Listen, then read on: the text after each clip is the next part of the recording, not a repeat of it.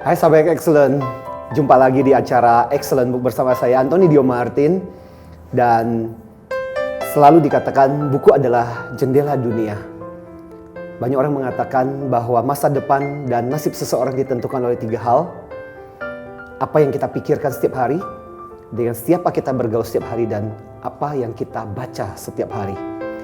Dalam kesempatan yang berharga ini, sahabat Excellent, saya ingin membagikan kepada Anda sebuah buku yang luar biasa. Judulnya adalah Tegak di Atas Kaki. Sebuah buku yang berkisah luar biasa tentang bagaimana penanganan terhadap anak-anak dengan masalah yang disebut dengan CP, cerebral palsy. Nah, apakah cerebral palsy itu? Dalam kesempatan ini saya tidak akan berbicara sendirian karena di studio sudah ada tamu kita yang luar biasa, yaitu penulis buku ini sendiri, yaitu Ibu Sinto Rustini. Ibu, terima kasih Bu sudah hadir di studio. Apa kabar Ibu? Ya, terima kasih untuk kehadirannya, untuk berbagi bersama sahabat Excellence kita Bu. Sama-sama. Iya. Nah, saya jadi tertarik. Saya sempat membaca buku ini dan saya begitu terinspirasi. Kisah-kisah yang banyak sekali. Ada beberapa kisah yang mengharukan juga di dalam buku ini, Bu Sinto. Nah, saya mau ngobrol-ngobrol nih ceritanya. Bagaimana sih sampai sebelum menulis buku ini mungkin bisa diceritakan kepada sahabat Excellence kita perjalanan sampai punya passion kenapa masuk ke dalam mengurusi anak-anak ABK ini, anak-anak berkebutuhan khusus ya istilah kita ya. Mungkin bisa diceritakan untuk para pemirsa kita Bu. Sebenarnya tuh gini Pak Antoni, waktu awal saya jadi fisioterapi, saya lulus, saya tidak berpikir untuk megang anak. Oh gitu. Karena hampir semua teman-teman saya juga berpikirnya hampir sama, sampai mahasiswa yang saya ajar juga pikirannya sama, bahwa kalau lulus jadi fisioterapi adalah bekerja di rumah sakit. Rumah sakit yang besar, terkenal, modern gitu ya. Terus pakai sepatu yang cetuk-cetuk. Saat itu saya bayangannya begitu. Memang sudah daftar di rumah sakit Pertamina dan diterima, tapi ditempatkan di Kalimantan. Ternyata ibu saya bilang, belum, kamu nggak boleh kalau belum menikah pergi jauh dari ibu. Gitu. Apa yang dikatakan ibu saya itu saya nggak berani membantah. Karena biasanya pasti kejadian, jadi saya takut. Tapi saya mikir caranya, mesti ada caranya lah. Itu saya tanya sama Prof di situ juga saya ceritain. Prof, kenapa ini anak jadi CP begini gitu? Terus Prof Larto tuh mungkin ya seusia saya lebih tua lagi saat itu. Dia pakai kacamata loh pagi-pagi. Terus saya sampai turunin, saya dilihatin. Siapa kamu gitu? Saya fisioterapi. Baru ya? Iya. Tapi kenapa itu anak jadi begini gitu? Itu awalnya. Namanya juga gangguan dari sentral gitu. Emang nggak bisa baik Prof gitu? Ya enggak lah gitu. Malah buku-buku yang dipegang dia tuh dikasih saya baca gitu. Saya baca lagi sebelum saya pergi ke Jepang nih, terus saya baca kok ya namanya buku beliau itu ortopedi. Terus saya baca bukunya kok isinya dioperasi melulu. Besoknya balik lagi, tiap Selasa itu ketemu beliau. Prof, itu orang kan nggak punya duit, nggak semua orang punya duit. Terus gimana kalau nggak punya duit gitu? Kamu tuh orang mana sih? Itu malah bukan dijawab. Saya kan lahirnya di Solo, tapi bapak saya orang Pacitan. Saya orang Solo.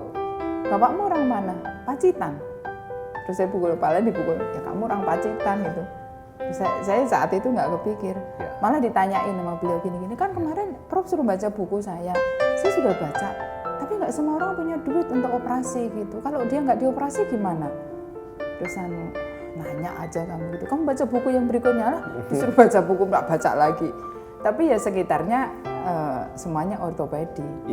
Akhirnya saya baca buku lagi, terus di stretching beliau cuma ngomong gitu. Karena beliau ngomong di stretching, saya mikir gitu, iya ya ini anak kaku. Tapi kan ada yang lemes gitu. Kan CP itu ada beberapa jenis. Dan itu diceritakan di dalam buku ini ya. Ada di buku di situ. Yang spastik itu kaku, tapi yang hypoton tuh lemes. Saya pikir mesti Tuhan bikin begini ada caranya gitu. Terus akhirnya saya mikir gitu, saya belajar. Terus ada teman saya yang pulang dari London, saya pengen tahu, saya tanya, tapi ya namanya sekolah nggak bayar ya, pasti nggak dapatnya ya ala kadarnya lah. Tapi orangnya saya kan nggak gampang nyerah. Saya tanya, ketemu. Kebetulan saya ikut internasional organik internasional untuk profesi yang fisioterapi ada di Jakarta. Itu ibu nyonya yang suaminya kerja di sini, terus dia bukan fisioterapi aja, ada dokter, ada OT, ada apa. Nah saya bergabung di situ, terus saya dengerin teman-teman ya gitu. Nah sesudah saya dapat scholarship di Jepang itu 2 bulan itu kan saya keliling di seluruh di Jepang tuh ada 13 kota yang saya kunjungin. Yang enggak tuh cuma di Pulau Sapporo aja saya nggak pergi. Jadi semua kota harus saya pikir gila ya Jepang nih. Dari kita lahir, dari bayi yang belum lahir, dari posyandu, itu sudah terdeteksi bahwa akan ada anak handicap. Kalau kita kan nggak tahu ya. Penanganannya sudah sejak awal sudah diantisipasi. Jadi gitu early detection-nya udah benar-benar dari prenatal. Saya tertarik dari cerita Ibu, kenapa cerebral palsy? Artinya kenapa justru fokusnya di CP, Bu? Kenapa kan ada autis, kemudian ada yang kebutuhan khusus itu kan banyak sekali. Why cerebral palsy? Yang paling sulit CP.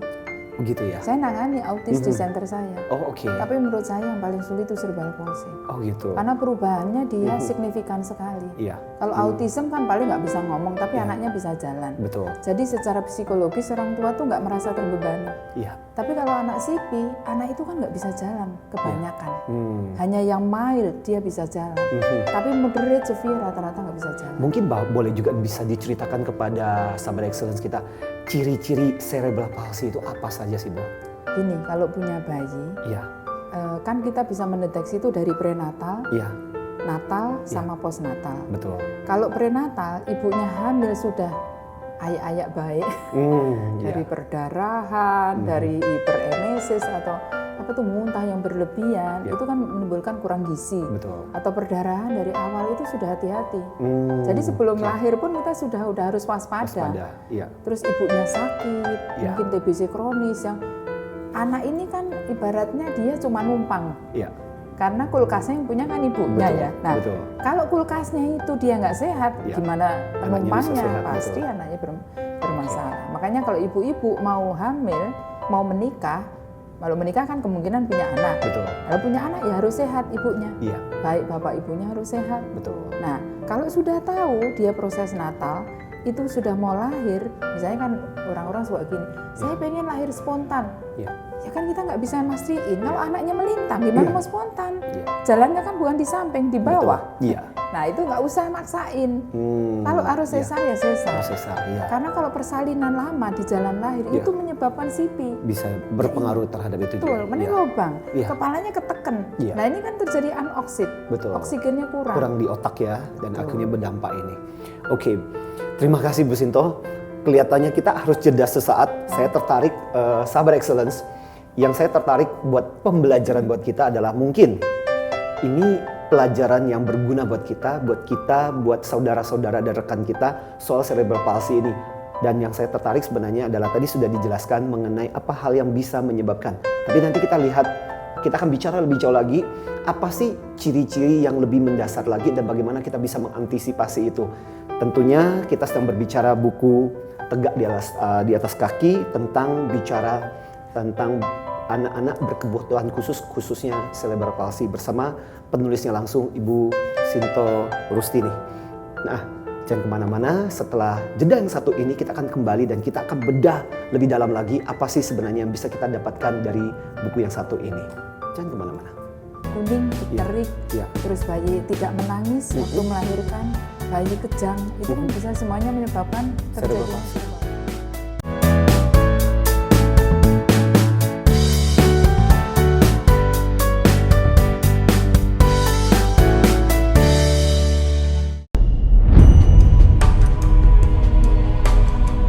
Pemirsa dan sahabat excellence, bagaimana kabar Anda hari ini?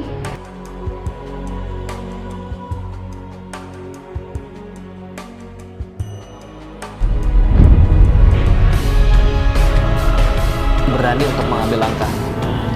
Anda pasti akan sukses. Orang yang luar biasa. Saya hebat. Saya pasti akan sukses di bagaimana.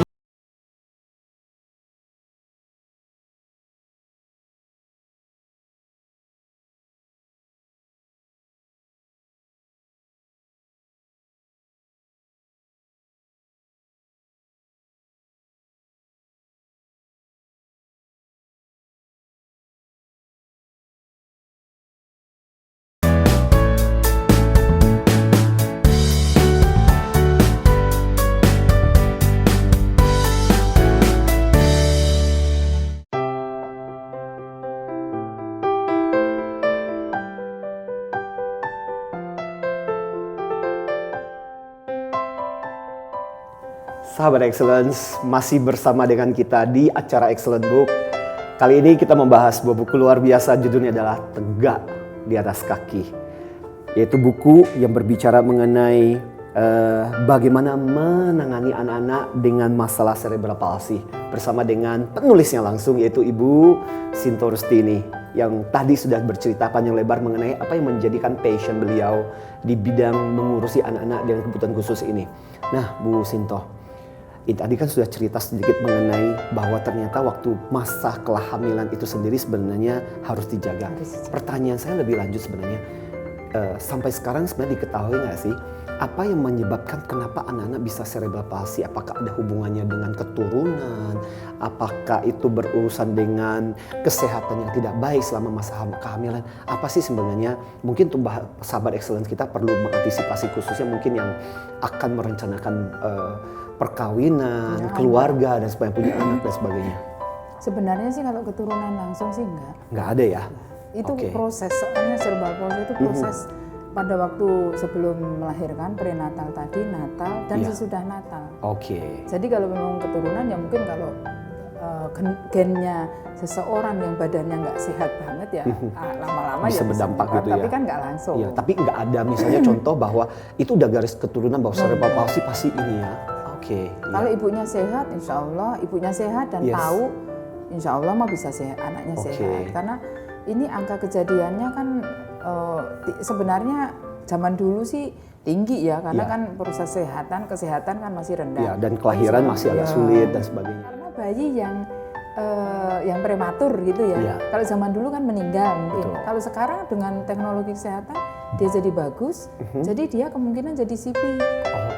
Nah itu angka kejadiannya jadi naik, tapi sebenarnya kalau itu termasuk high risk baby, bayi berisiko itu seperti bayi prematur, bayi berat badan kurang dari 2.500, bayi kuning, ikterik, terus bayi tidak menangis waktu melahirkan, bayi kejang, itu kan bisa semuanya menyebabkan terjadinya cerebral palsy. Nah yang saya tertarik, biasanya nih masyarakat kan banyak yang sekarang ini cerita juga bahwa tokso kadang-kadang juga berpengaruh terhadap ini. Mungkin Ibu boleh cerita juga nih, terutama untuk yang ibu-ibu yang para wanita sebenarnya ya. Kalau toksoplasma itu ibunya nggak tahu. Tapi kalau ibunya tuh ya tadi, kalau mau punya anak ya harus sehat. Lingkungan juga harus sehat. Juga waspada. Kemarin saya juga baru ketemu dokter Opjin, dok, tokso itu pengaruhnya seberapa banyak sih? Ternyata dari penelitian beliau, dokter Nurwansa itu sebenarnya sih nggak terlalu tinggi, tapi ya kadang-kadang tuh apes saja, sepen aja. Ternyata ibunya sehat, tapi ternyata dia mengidap tokso dan dia tidak tahu. Nah itu kan tokso itu makan janin bayi, otaknya. Dan tokso itu banyak berurusan dengan karena ada binatang peliharaan di rumah. Makanya harus bersih. Waktu steril ya di rumah ya. Di rumah dan lingkungannya. Karena ada beberapa pasien yang saya jumpain itu nggak pelihara apa-apa gitu. Tetapi saat dia jalan kaki, tetangganya punya kucing yang bertebaran di mana-mana. Nah, di awal-awal mungkin masih ada kaitannya dengan yang tertulis di buku ini, kan banyak diceritakan mengenai apa sih ciri-ciri dan penanganan-penanganan. Sebelum kita masuk ke dalam tips barangkali Ibu ya, apalagi hal-hal yang bagus buat sebagai katakan untuk para sahabat Excellence buat bisa memahami apa sih dan latar belakang dan bagaimana caranya sih bisa tahu lebih banyak lagi bahwa oh ya berarti anak ini sudah harus diwaspadai, mungkin ada gejala CP gitu Bu. Ini kalau bayinya udah nggak nangis, itu kemungkinan bisa menjadi begitu. Berat bayi kurang 2.500 itu termasuk bisa menjadi cerebral palsy. Lahir kuning lebih dari 13 kita sudah harus waspada. Terus waktu hamil kok terjadi perdarahan, kita juga harus curiga. Kalau sudah begitu, makanya kalau di Kids Center dulunya aku kan latihan sejam pulang, sekarang saya enggak. Karena saya tahu orang tua tuh berat punya anak begini. Udah saya bilang kalau orang tua punya anak cerebral palsy itu kayak jatuh tertimpa tangga, kerubuhan rumah, kena tsunami. Berat komplit sekali. Ya? Betul, efeknya kemana-mana. Luar biasa. Jadi kita harus udah tahulah, paham orang tua ini berat. Jadi biasanya orang tua selalu saya dampingin untuk ibu harus dilatih anaknya. Karena ini golden age-nya ini harus kena supaya sisa cerebral palsy-nya nggak ada. Oke. Beberapa murid saya yang orang tuanya benar-benar alert dengan nasihat saya, nggak ada sisanya. Oke. Karena dari 7 bulan, 6 bulan. Berarti dari cerita yang ada di buku ini, anak-anak dengan cerebral palsy yang awalnya terdeteksi itu setelah dilatih itu sebenarnya bisa sembuh total ya Bu ya? Ya tergantung sih. Kalau kerusakannya banyak, memang ada sisanya. Memang bergantung. Tapi banyak di antara kisah-kisah yang setelah dengan telaten dilatih itu ternyata bisa berfungsi dengan normal. Banyak kisah-kisah bagus di sini ya? Banyak. Yang kecil-kecil terutama. Iya. Tapi kadang-kadang orang tua yang lama marah. Iya. Bu, kok yang sekarang cepat jalan? Saya cuma bilang, saya terima kasih. Ibu sudah membantu saya dan bantu anak-anak. Kan di situ saya sebutkan. Betul. Saya berterima kasih kepada orang tua yang dari tahun berapa sampai tahun 2000-an lah mungkin itu saya memang sedang belajarnya. Kalau 2000 ke sini itu sudah rezekinya anak sekarang. Karena kalau yang sekarang gitu ya, itu prosesnya ya. banyak sekali anak yang saya terapi dalam waktu 2 minggu udah jalan bagus, 3 bulan jalan bagus. Wow. Saya sekarang sudah bisa mendeteksi bahwa orang tua datang ke sini berapa lama bisa jalan. Syaratnya satu, ibu nurut, tidak boleh cheating terhadap program. Ikutin apa instruksi saya, insya Allah bisa. Wow. Jadi itu sebenarnya sih excellent bener itu. Bagi saya itu jawaban Tuhan. Kenapa saya marah dulu? Baik, Sahabat Excellence, terima kasih yang luar biasa. Karena tadi Anda sudah mendengar bahwa bagaimanapun juga cerebral palsy bukan sesuatu yang final. Ada hal-hal yang bisa dilakukan untuk memperbaiki itu. Tapi syaratnya ya tadi, pertama-tama adalah deteksi dini. Buat kita sebagai orang yang lebih mungkin awam, tapi kita harus tahu bagaimanakah gejala-gejalanya. Dan berikutnya nanti kita akan masih di segmen yang berikutnya kita akan bicara mengenai apa sih tipsnya, apa yang bisa kita lakukan kalau Anda punya keluarga atau latar belakang di sekitar Anda dengan cerebral palsy. Tentunya bersama salah satu expert di Indonesia yang bahkan menulis buku tentang cerebral palsy ini, Ibu Sinto Rustini. Jangan kemana-mana, setelah yang satu ini kita akan bicara mengenai tips yang akan berharga untuk Anda. Terima kasih. Sebagai ibu banyak membaca, membaca wawasan tentang tahapan perkembangan. Karena CP itu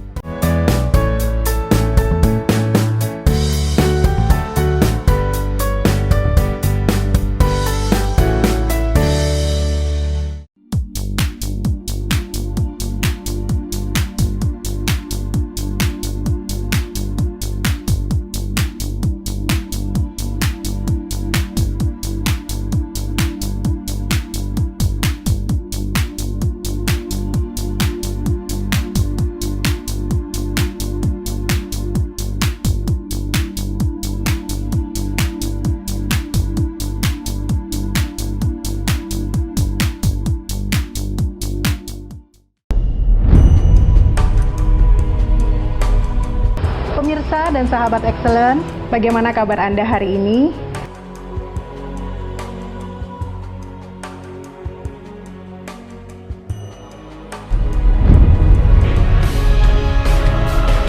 Berani untuk mengambil langkah. Anda pasti akan sukses. Orang yang luar biasa. Saya hebat. Saya pasti akan sukses. Bagaimana dengan Anda?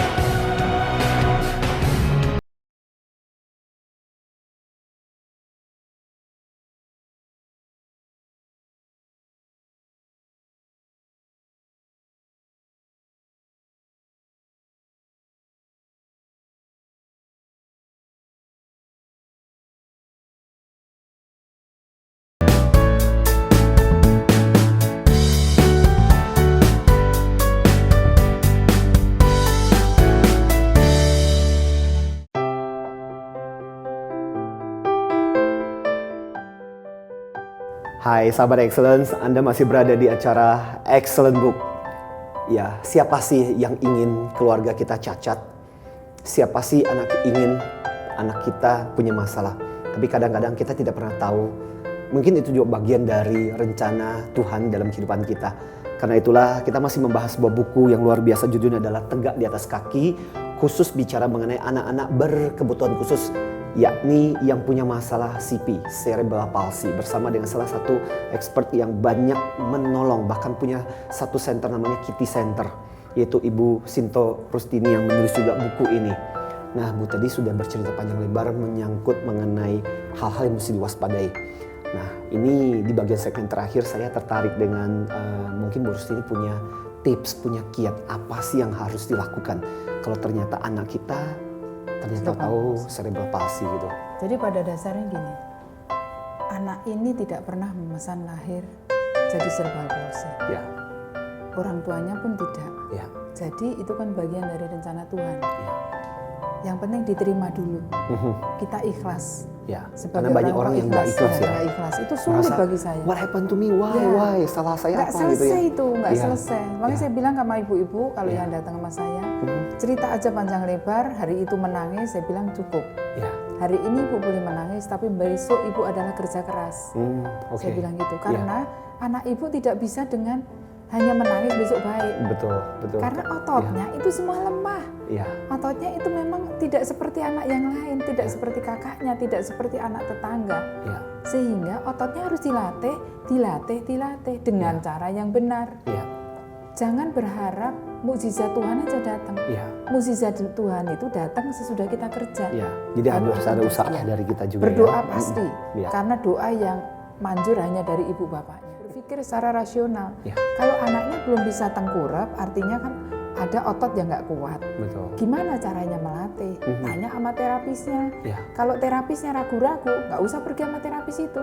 Cari terapis yang benar-benar bisa menjawab dengan benar. Ya. Karena anak ibu waktu 2 tahun ini udah benar-benar harus lewat. Ya. Kalau dia sudah 2 tahun dia bisa berjalan. Kekurangan anak SIP itu bukan hanya berjalan, bisa pendengaran, bisa penglihatan, bisa kognitif. Ya. Nah ini kan banyak hal yang harus diselesaikan. Betul. Kalau orang tua tidak menyelesaikan satu-satu, Ya. itu akan menjadi kecacatan seumur Seumur hidup. hidupnya berlanjut terus ya. Berlanjut. Oke. Nah, dalam hal ini bagus juga Bu Sinto yang banyak menangani anak-anak yang berkebutuhan khusus seperti ini. Mungkin buat sahabat excellence kita, apa sih tips, saran secara khusus kalau seandainya mengenal keluarga yang punya cerebral palsy itu secara khusus?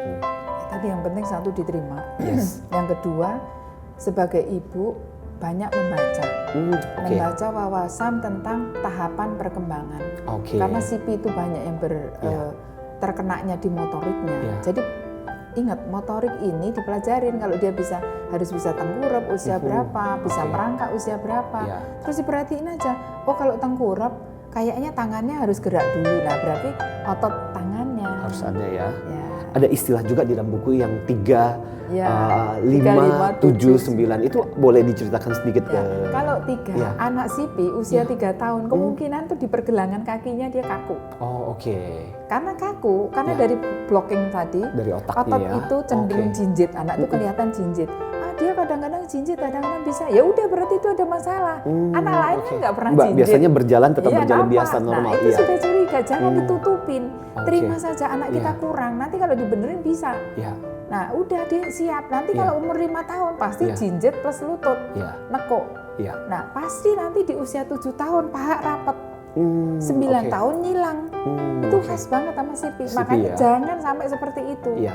Nah, persoalan terbesar adalah pengalaman saya dengan anak-anak, dengan keluarga yang punya anak cacat seperti itu adalah denial, Bu. Ya, betul. Denialnya kelamaan. Sampai kemudian merusak buat anak itu sendiri ya. Betul. Akhirnya menyesal. Iya. Nggak usah denial ya itu tadi sedih berkepanjangan. Jangan, nggak usah Menganggap sedih. nggak ada gitu ya. Iya, kenapa saya begini? Siapa Iya. yang salah? Nggak ada yang salah. Memang Iya. paketnya terimanya begitu. Iya. Jadi kalau kita terima mereka baik-baik, kita berpikir rasional dan jangan mendengarkan nasihat yang tidak bertanggung jawab. Iya. Karena apa? Biasanya kalau orang kita ini, orang Indonesia kulturnya, kalau ada orang begitu, oh pergilah ke sana seminggu jadi, seminggu bisa ini, bisa itu, pergi ke sana ditiup bisa ini. Iya. Orang tua sebagai orang tua begini kan bingung. Betul, apa Semua saja orang dilakukan gitu ya. Saya Betul. bilang ibu, banyak orang akan menasihatin ibu dan bapak, tapi ibu berpikirlah logis. Iya. Ini anak permasalahannya nggak sama dengan orang lain. Iya. Orang lain mungkin ditiup baik ya karena Iya. penyakitnya sedikit. Kalau anak ibu banyak. Sekarang gini saya kasih tahu, kalau ada orang menasehatin sambil bawa uang sekarung, Iya. itu baru boleh bu dengerin. Ya nggak ada bu. Ya udah berarti orang itu nasihatnya tidak bertanggung jawab. Iya. Kadang-kadang tuh gini, Iya. dokter apa segala gitu ngomong, nggak apa-apa lah ini nanti aja tunggu, nggak bisa nunggu anak begini. Iya. karena waktu itu lewat terus dan otot memang harus makin lama makin ini ya, makin terbentuk juga ya. Dan ini kematangan sensori itu kan usia 6 tahun, anak itu kan rata-rata udah siap untuk masuk SD. Kematangan sensori kalau dia nggak dapat untuk bisa jalan, kesananya makin susah. Karena kalau saya selalu bikin rumus, usia 1 tahun itu perkembangannya 90%, anggap aja begitu. Usia 2 tahun 80%, 3 tahun 70%, 4 tahun 60%, nah terus makin lama kan makin kecil. lama probabilitasnya semakin ini yang berbahaya Ibu ya. Nah di dalam buku ini Ibu banyak bercerita tentang proses 3 tahapan untuk membereskan ini, relaksasi, splinting sama strengthening ya. Mungkin boleh sedikit dicerita sebelum kita sampai bagian penghujung acara ini Bu. Ya. Karena anak CP itu memang otot. Ini juga yang dilakukan di Kitti Center ya Bu ya? Karena saya metode saya itu 3. Tapi ya kalau di 3 itu secara globalnya, secara garis besarnya, tapi ada rinciannya banyak, masing-masing breakdownnya banyak. Jadi kalau relaksasi, karena anak CP itu tone-nya kan berbeda-beda.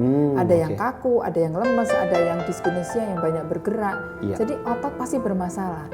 Sehingga dia harus dibuat rileks dengan massage, dengan sensori, dengan dimassage, dipijet-pijet, ujung-ujungnya dibuat rileks supaya dia tahu, oh saya tuh punya tangan, dia nggak tahu kalau punya tangan. Oh ini kebal buat mereka ya? Bukan kebal, sense-nya beda.